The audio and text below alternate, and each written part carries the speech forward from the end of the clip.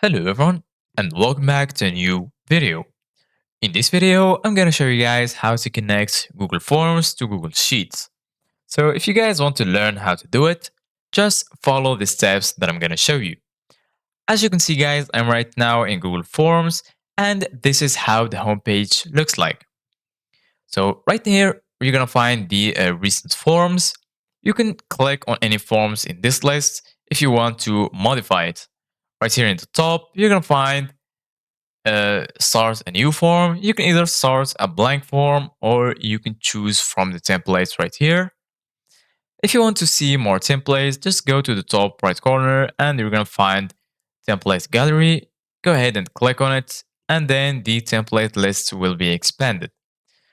So for example, we're going to choose any templates from the list. For example, this one, click on it. And then as you can see guys, right now the template is loading.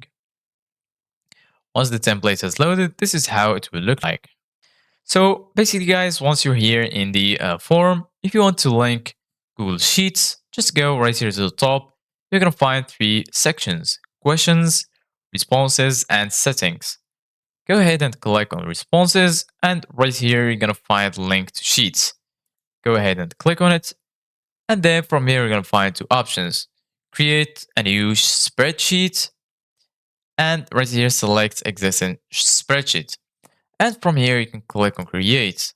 Once you do that, they will take you to this page, which is a Google Sheets page. And once you're here, you can add the responses that you want from here. As you can see, guys, right here, this section is called form responses. You can add right here the timestamp, email address, and answer all of the questions right here and keep the responses in the sheets. Thank you guys for watching. See you guys in the next video.